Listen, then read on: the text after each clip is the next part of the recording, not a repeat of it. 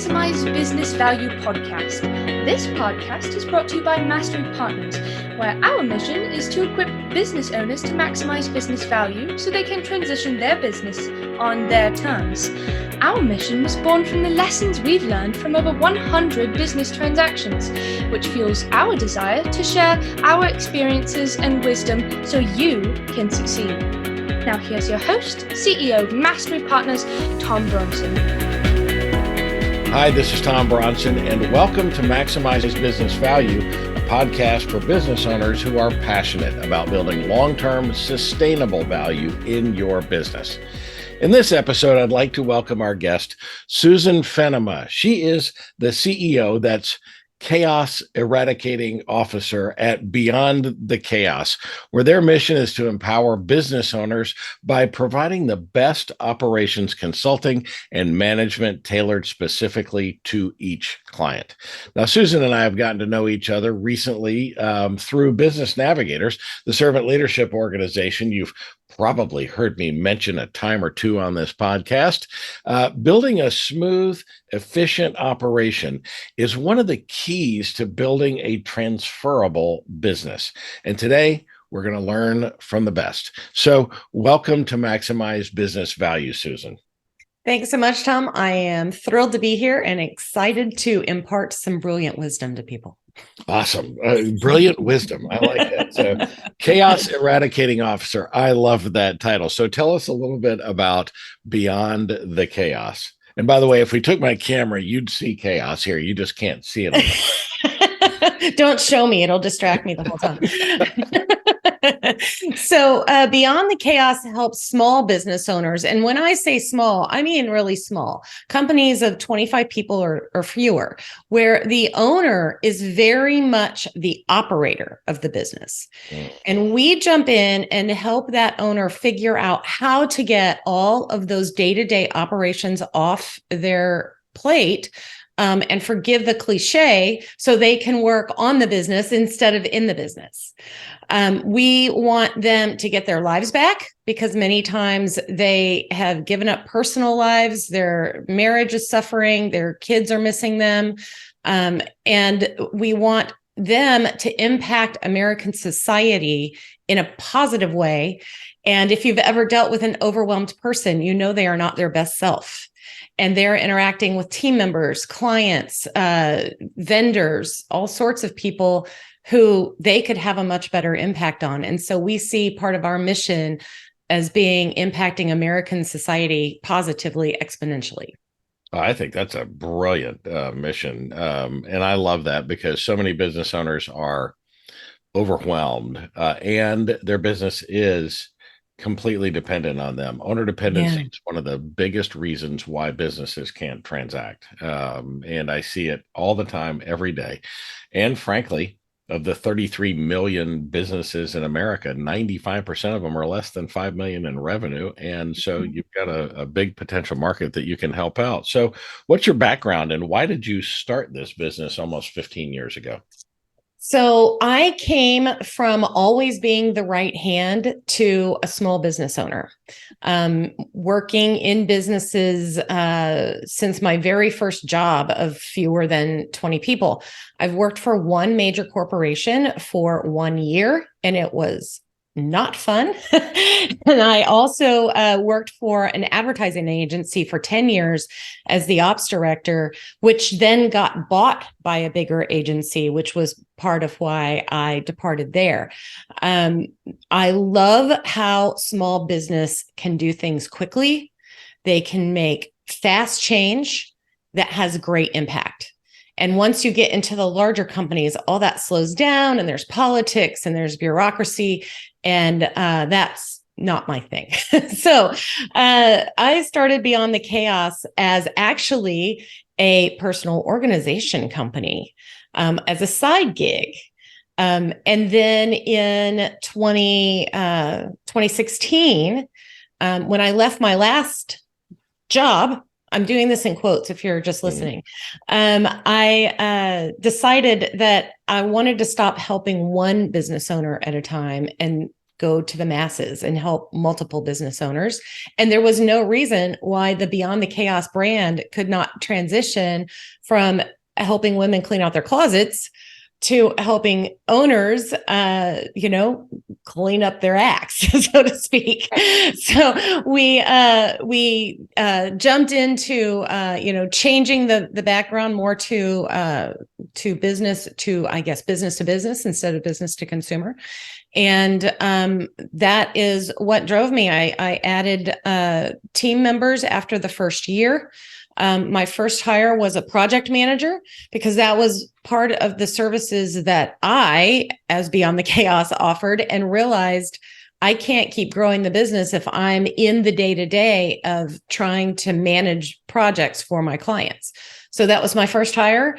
And now we have 10 people. Nobody works for me full-time.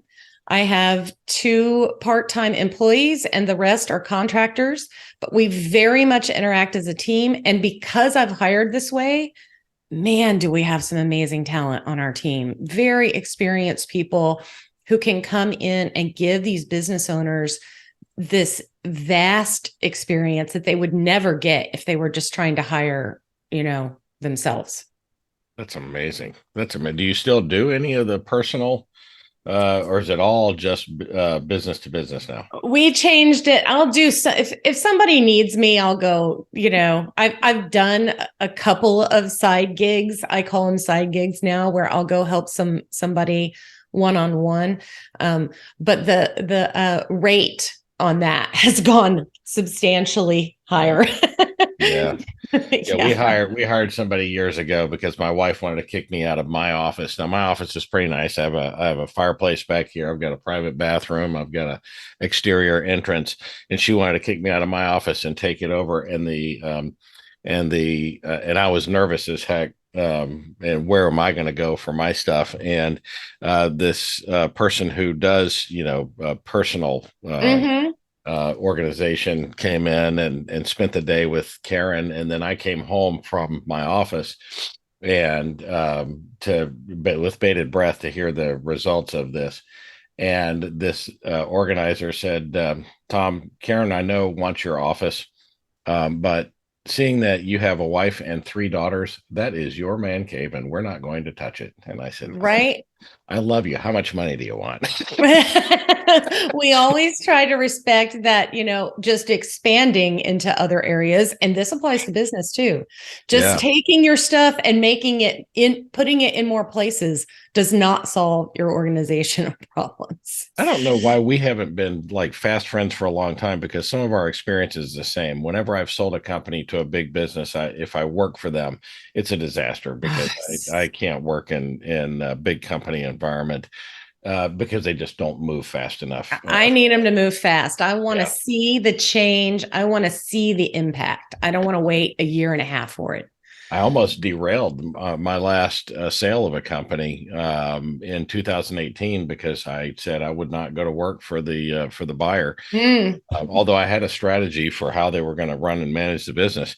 But I know I learned 2 things about myself way back in my career: that I'm a pretty decent CEO, maybe not the best in the world, but I know what I'm doing.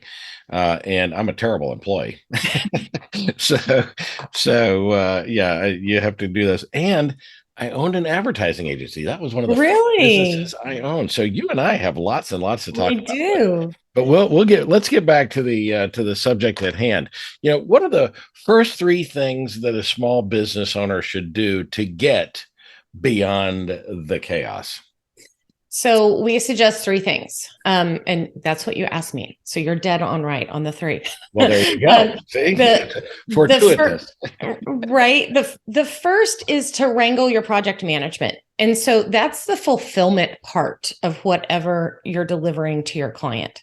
That's how you go about delivering the product or service that you sell. So project management needs to be the first thing that you tackle, because if you can't deliver it systematically, then stop selling it. It's just you're selling something that is just making bigger and bigger messes. So tackle that project management area first.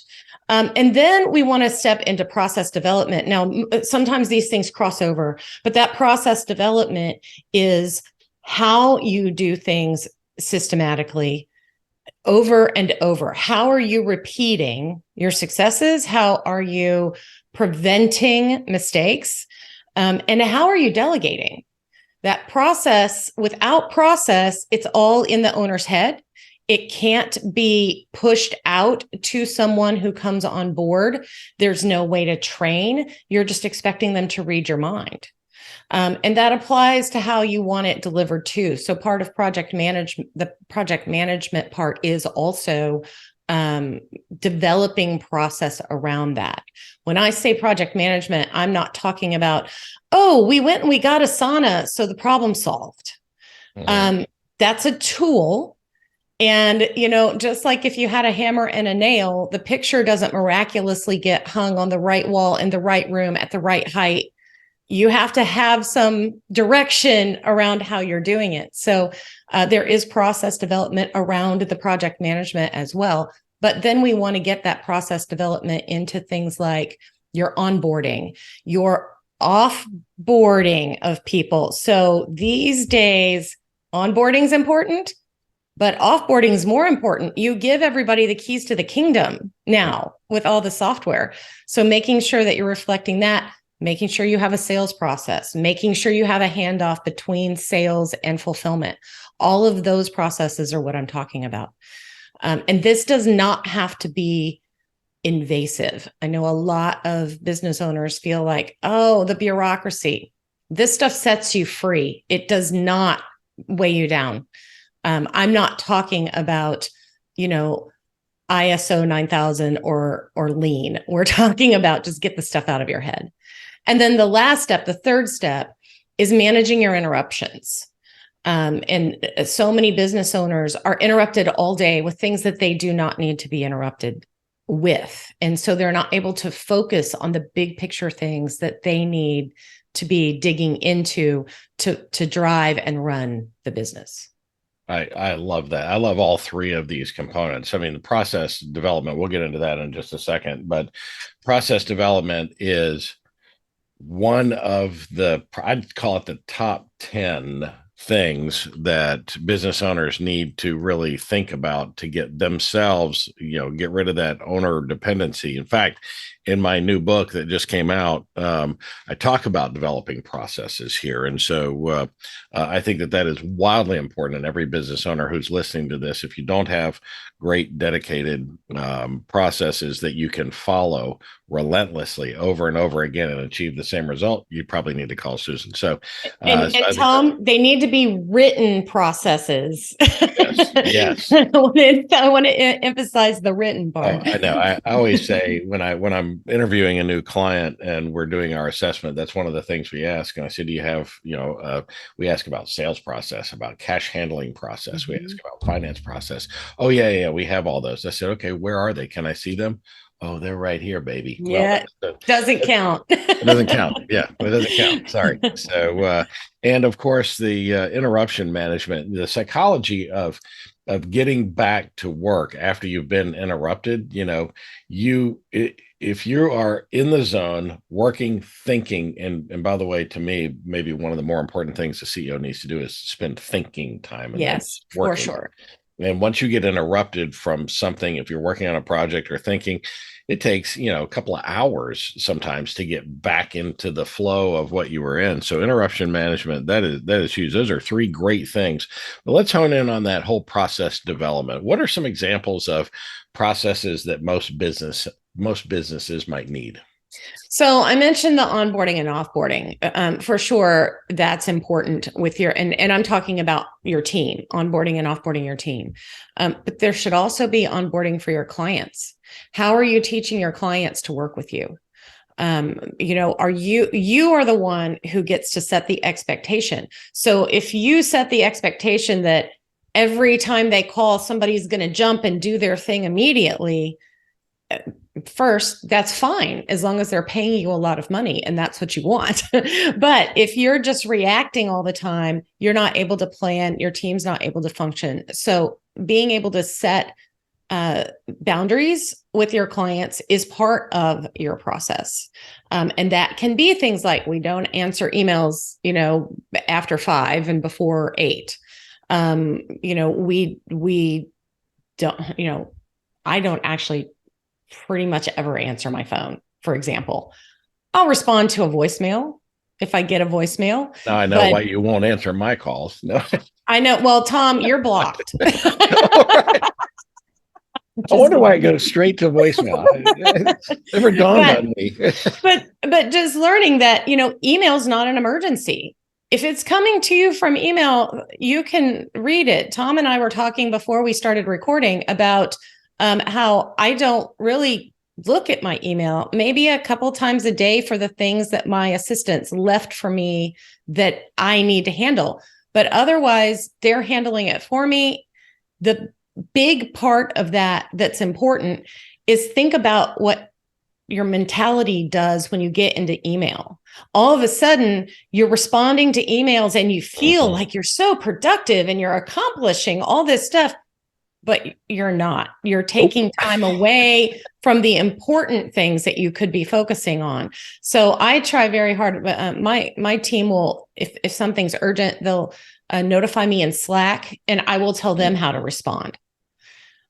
So there's some ways to avoid interruptions like that. If one of the things I run into a lot with my clients who are software developers, they will say, "Oh, but my team needs my help with support, as far as guidance as to how to create something." Fantastic. Put some office hours on your calendar. So you answer questions for them between 2 and 3 every day. They're welcome to jump in. If they don't jump into your call, you can just do busy work during that hour that you have. That's your admin time. But that helps prevent those interruptions. And it would also amaze you as to how many of those problems they can solve themselves if you're not just reacting to their question immediately. So those are the types of interruptions you can prevent. I love that. I think that's so important. There was a time in my last company, we had 350 employees. We had 3 different operating divisions. So food, so restaurant, retail, and winery. And the GMs of each of those divisions reported up to me, but also the functional heads. So VP of sales and marketing, chief operating officer, chief financial officer, all kind of reported up to me. I had something like 12 direct reports. Mm-hmm. And one day I just had this, what I call a BGO, a blinding glimpse of the obvious. How many times I was being interrupted by these very high power, high paid people on a daily basis. And I was not able to get my work done, despite the fact that we had a meeting every Monday morning that typically ran an hour or so. And I said, okay, here's what we're going to do. Thursday is my one-on-ones with each one of you. We started at 7:00 in the morning, 30 minutes. You bring the agenda, and I will have my own agenda. And I ran my entire day. It was a beating. But imagine how much time I got back in the rest of the week without those because I said, look, if the building's on fire, call me. But otherwise, why are they calling you? Call 911. They don't even need to call you then. Yeah. Well, call me after you call 911 because I do want to know if I smell smoke. I do. You want to get out. That's right. Don't leave me behind is what I'm saying. That's it's getting that kind of setting up that expectation. I think it's wonderful. What do you mean? You say a lot when we talk about process-driven businesses. Mm-hmm. What do you mean by that? So my opinion of a process-driven business is that it's really people-driven. So when you establish clear process with your team, they know what to do. The expectation's clear. There's a method to hold them accountable. There also needs to be a way. And so here's another process for you. The process of process. I know that sounds redundant and bureaucratic. But how are you rolling out your processes? How are you storing them? How are you making updates? How do you get input from your team when something isn't going well, that this keeps being a sticking point. That helps you improve your business. So you are driving your business by process. When something goes wrong, you have this beautiful management tool of saying to your team member, what happened in the process that this did not render the outcome we expected? And now you're working with your team member to fix and solve the overall process, not just the one right in front of your face. So fix the current one, and then let's go back and let's fix this so it doesn't happen again. And when you get into that, man, your team's now working together. They don't feel berated. They feel like they're part of the solution, and they feel like their input is valued. You get them to stick around a lot longer and be very committed to executing against what you as the owner want to be the expectation and vision of your company. So that's kind of what I mean about process-driven business. The other thing too is your whole team needs to think that way.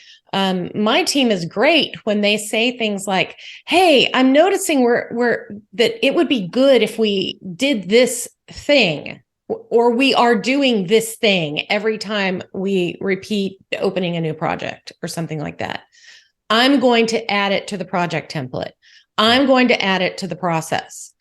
They always run it by me because I am the keeper of the process at our company, which as a CEO, maybe I shouldn't be, but I'm also the COO of my company. We're small still. So that's the other thing. You gotta manage expectations of what your CEO should not be doing when you're still small and growing. You can't outrun your financials, so to speak. But, that's something that I'm actually training somebody on my team to take over for me. And so she'll start making the decisions. But you do need somebody in charge of that decision-making so that you don't have your team willy-nilly making changes without recognizing the impact it has overall. But you do want to make sure that they have the input and give them the power to execute it themselves. And then also, how are they rolling it out to the rest of the team to make sure they know? So what I'm hearing from you is that process-driven businesses can use that to better manage their people. Is that what I'm hearing? Yeah, to better manage their people and to continue to improve the way they do business, always, if they're keeping that front of mind. Wow. Sounds like we might have a little owner dependency issue on the processes there, Susan, but we'll get to that later. But I already got a plan. I already got a plan for that. Good. We're working on it. Yes. Good for you. Yeah. In fact, we talked before we started recording here about the book, Who Not How, which is a great book. You need a who for those, for doing that. So I'm glad that you're training somebody to do that now. That's very exciting. So, but we're up against a break. We're talking with Susan Fennema. Let's take a quick break. We'll be back in 30 seconds. Every business will eventually transition, some internally to employees and managers, and some externally to third-party buyers. Mastery Partners equips business owners to maximize business value so they can transition their businesses on their terms using our 4-step process. We start with a snapshot of where your business is today. Then we help you understand where you want to be and design a custom strategy to get you there. Next, we help you execute that strategy with the assistance of our amazing resource network. And ultimately, you'll be able to transition your business on your terms. What are you waiting for? More time? More revenue? If you want to maximize your business value, it takes time. Now is that time. Get started today by checking us out at www.masterypartners.com or email us at info@masterypartners.com to learn more. We're back and we're talking with Susan Fennema about getting beyond the chaos in your business. So for virtual or hybrid companies, how do you suggest that the owner establish a sense of culture? That is a great question, because that's a big buzz right now, right? I ask nothing but great questions, Susan. Notice by now. the issue that came up, of course, it came to a head during COVID, but there were virtual companies before that. My company has been virtual since 2016. I've been virtual since 2010. I've worked with tons of different virtual companies that never had an on-site presence. But during COVID, the whole concept of having to work virtual came to light. And I think we discovered some people saying, man, the culture's just gone downhill. But I think that a lot of what came to light during that was that probably you didn't have a great culture to begin with, and stress just brings up those issues more. But there are plenty of ways to establish a culture when you don't see people. Most of my team I've never met in person. Some of them worked for me for a long time before I ever met them in person. Wow. Okay. Go ahead. No, that's amazing. You've never met some of your people. Wow. Never met them in person. Okay. But we have a very big sense of team. And I will tell you what helps us establish it more than anything is Slack. The way that we use Slack intentionally to be the water cooler in the business. And also to talk about, important things. We have different channels for fun, that kind of thing. But one of the things I run with my team every morning is when they check in, now they're contractors, right? So they don't have a set start time, but whenever they're ready to work, I don't care if it's midnight, whatever time they're working, the first thing they do is answer 3 questions. The first question is, what did you accomplish yesterday? The second question is, what's your biggest priority to accomplish today? And I am not looking in those questions for every little detailed step of what they did. I just want to know a big thing. What value did you bring to the company yesterday, and what are you intending to bring today? And then the third is something fun, like what's your favorite Thanksgiving side dish? It could be something like that. It could be something more serious, like what's your best childhood memory? One of the questions. Do you set up a question every day? I do not. Okay. My VA writes all the questions. And she writes them a quarter at a time, and then she schedules them to go live inside. Okay, but somebody is asking a specific question on a day. Yes. Okay, got it. It's funny sometimes if for some reason that question didn't go out, one of my team will actually. It cracked me up the first time she did this. She just answered the question she wished had been asked. And so everybody just chimed in and did the same thing because the question was missing that day. Yeah. So it was funny. It was fun to see that they're taking part in that. But we have a channel where we support each other of, hey, listen, I've got this client and they're struggling with this.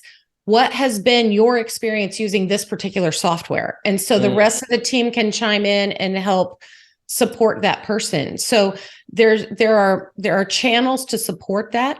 And I am in so many different teams' Slacks, and you can tell the culture from being in their Slack. So the point is not use Slack. You can use Teams. You got to have some communication tool. Do not use email, please, but some sort of communication tool, but use it intentionally. Right. So that you are intentionally bringing that about. And I have one client who has developed a team of I forget what they call them, but essentially contractors that they don't work with all the time, but they want to have them there if they need their skill set. And so they're bringing value by having a monthly meeting where one of them gets to share some software brilliant technique, and the rest of the people want to come because they want to learn that. And there's a spirit of camaraderie among these consultants that are not part of the employees of that team. So they're able to tap into them when they need them, and they're keeping them close. So there's some brilliant ways to do this remotely. We also have a monthly team meeting where we have an agenda and we run through it. It's only half an hour, but it gets everybody where you can see their faces. And the last thing we finish up on that is we round robin of give me a quick example of how you fulfilled our values with your clients or within our team over the past month. And your team meetings are monthly? They're monthly. Okay. Got it. All right. I have to answer the question because you said favorite side dish. I mean, Thanksgiving is turkey and pumpkin pie. Need I say anything more? I mean, but you have to understand, my wife has spoiled me. We've been together for 35 years, married for 32 of those. And my grandmother made a pumpkin pie. I've never eaten pumpkin pie from a can. Good for you. We always do, pumpkin. My grandmother did pumpkins. My mom did pumpkins. And my wife, it's a labor of love because it's tough. Yes. A lot of time. But she makes the pumpkin pie. So, I mean, give me a turkey and give me pumpkin pie. What else? And you're set. Nice. I'm set. Totally. A whole pumpkin pie, by the way. So, that is really great that they answer these questions every day. And what I'm a big fan of the Ivy Lee method. So you plan your day, the night before, kind of. Oh, me too. Yeah, and then it's super easy to get started. In fact, that's one of my productivity rules is that once I've decided the Ivy Lee, I don't open email until I've done at least 2 of the Ivy Lee things, right? And so then I can go off and do that. It's about productivity. So you've talked about Slack and Teams. What other kinds of software tools do you recommend for businesses to help them thrive? So every business should have a project management tool for sure. And that even if you don't deliver projects, if you're selling, a product, you still are running internal projects with your team. You're still figuring out what's your marketing schedule. What are the topics that you're going to talk about on your blogs? Whatever you're doing there. And it could be bigger things. How are you keeping track of maintaining your processes, for example? You should be looking at those annually. So how are you remembering that? How are you spacing that out? I highly recommend Teamwork. It is a software tool that for project management, specifically targeted at agencies. So, but it works great for software developers, architects, any of the people that have any sort of a creative aspect and flow to their work. And it's great with time tracking. If you need a little less, Asana is a great tool. Sona? Asana, okay. Asana. Yeah, I've heard it now. Yeah. Okay. That's a great tool. But it does do less. The other tool that all businesses need is a CRM, a place to track your sales, a place to track your contacts, a way to build lists for marketing. We're huge fans of HubSpot there, huge fans. And the more you can find these tools that work together and that connect up, the more smooth your process can go. So HubSpot can connect to Teamwork to open a project. We use PandaDocs to send out proposals. That's another important software tool. If you are writing proposals, if you are writing something where you want your client to read something and sign it, please do not send them something in Word that now they have to figure out how to print out, sign, scan in, send back. Make it easy for them to say yes. So a tool like PandaDocs really lets them do that easily. And it's a great method as the creator. You can build templates for your proposals in there. And so you can just kind of click through quickly and get something out quickly. The other tool that I recommend, if is some sort of financial software. QuickBooks Online is standard. You can invoice your clients through that. You can receive money through that. All of those things. That's the other, make it easy for them to pay you, right? Give them a link where they can give you your money right now. Don't make them mail a check. Yeah. So those are the specific ones in the specific areas that we usually recommend. That is a great laundry list of different products. And so I'm not familiar with Pandadocs. I'm going to go look at that. And I am a big fan of HubSpot. We use that here at Mastery. So if you had to give one tip, a number one tip, what would it be? What number one tip would you give business owners to create structure where there is none? They have to create it in their workday first. And so my number one tip is calendar block your time. And if you can start with your spirit. So how are you taking care of your spirit? And that doesn't mean you have to go to church. It could mean you're meditating. It could mean you're reading. It could be quiet time, but get that on your calendar so that you're doing that as your top priority. Then how are you caring for your health? Are you exercising? Are you moving? Are you eating healthy meals? Get that on there. Then get your obligations to your family. Okay, guess what? Work will fill in the rest. This is absolutely the Stephen Covey approach to put in the rocks, put in the pebbles, put in the sand, put in the water. Mm-hmm. If you can't take care of yourself, you can't take care of others. If you can't take care of your family, why are you doing any of this? So priorities, right? Put that first, then start blocking some time of focusing on your business. So blocks of time to come to really dig in with your business. And then now the rest of your calendar is open for all your meetings and all that, which hopefully you're having in a normal boundary-driven world. Awesome. I love that. That is some great advice. Although I will tell you that the one thing, I exercise so that I don't have to eat healthy. Okay, Susan? Okay, fair enough. But it would probably behoove you, Tom, to eat more turkey and less pumpkin pie. That is heresy in this house. So we've learned a lot of things about how you guys operate, and this has been a great conversation. But what kind of sets you apart from other operational consulting firms? There are two things, really. The first is we very much love small business. So 25 people and fewer. Most operational consulting firms are working for much bigger groups. It's, a COO that goes in once a week and, does their gig and helps you out. And that's very valuable. But the second part of what we're offering is that we're there with you. So we are fractional.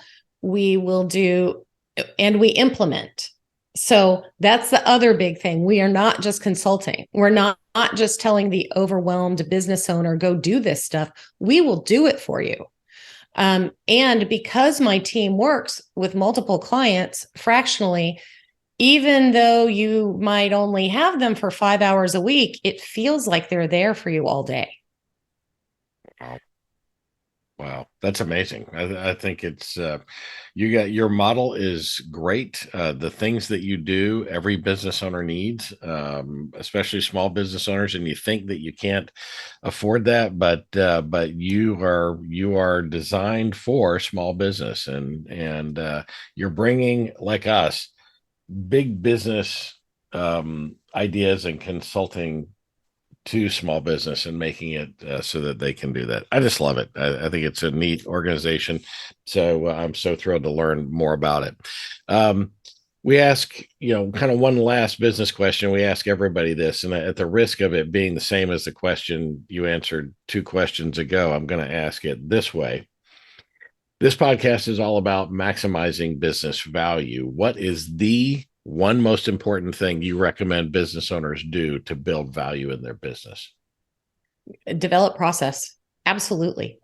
Yeah. I mean, are you shocked that that's the answer? I thought you were going to say something about finances, but interestingly, in my new book, I just have to look at the contents here. In my new book, there are things that I call the money chapters. Right, they are the most important things, and developing process. And I put a dollar sign on those in the table of contents, and developing processes has got probably $2 signs on it because so many business owners don't do that. And I agree, developing processes is an incredibly valuable exercise when it comes to improving the value of your business. But I'm not going to let you off the hook. Even though I've had a great time in this conversation, I have to ask you our bonus question. Okay. So, Susan, what personality trait has gotten you into the most trouble through the years?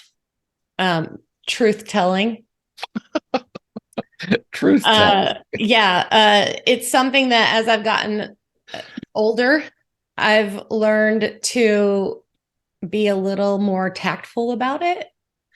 And with the clients that we work with, we have to say some things that are hard, but it's true. And so that is important, and something I impart to my team too. If they fire us because we're telling them the truth, then so be it. But we do try to deliver it with a smile and with compassion, and that tends to temper that a little bit. But the truth, I do tell the truth sometimes a little too bluntly. Same. I think that I've developed perhaps a little more tact. Maybe people who are around me tell me the answer is no to that, but I give the unvarnished truth, and I'm not afraid to state my opinions and tell a business owner when they're making a mistake. And I tell them up front that you're just, if you have a thin skin, you're going to have a hard time working with us because we're going to tell you the unvarnished truth of why you need to be doing these things. So you and I have that trait in common, although I'm not sure that that's gotten me into the most trouble. It's probably gotten me into a lot of trouble though. So how can our viewers and listeners get in touch with you? So I'm going to give them a free ebook, which is how to eradicate that chaos. We talked about the 3 steps earlier in the podcast. This book goes into a little bit more detail on that. You can get that at beyondthechaos.biz/ebook. And if you're an overwhelmed small business owner who feels like, I don't have time for an ebook, Susan, let's just get started. The contact information of how to reach out to me is also on that page. So you can just go there and click that. Perfect. You make it easy. You make it easy to engage. Susan, this has been a great conversation. Thank you for being our guest today. Thank you so much for having me. It was a blast. You can find Susan Fennema at beyondthechaos.biz, or you can find her on LinkedIn. And of course, you can always reach out to me, and I will be more than happy to make a warm introduction. Take advantage of that ebook. I love that offer. And by the way, Susan will be doing our guest blog this week. So look for more information from Susan a little bit later this week. This is the Maximize Business Value podcast, where we give practical advice to business owners on how to build long-term sustainable value in your business. Be sure to tune in each week and subscribe on whatever channel you listen to this podcast on, because if you subscribe, you're going to get our podcast a couple days before everybody else does, and you'll never miss another episode. So until next time, I'm Tom Bronson, reminding you to get beyond the chaos in your business while you maximize business value. Thank you for tuning into the Maximize Business Value podcast with Tom Bronson. This podcast is brought to you by Mastery Partners, where our mission is to equip business owners to maximize business value so they can transition on their terms. Learn more on how to build long-term sustainable business value and get free value-building tools by visiting our website, www.masterypartners.com. That's master with a Y, masterypartners.com. Check it out.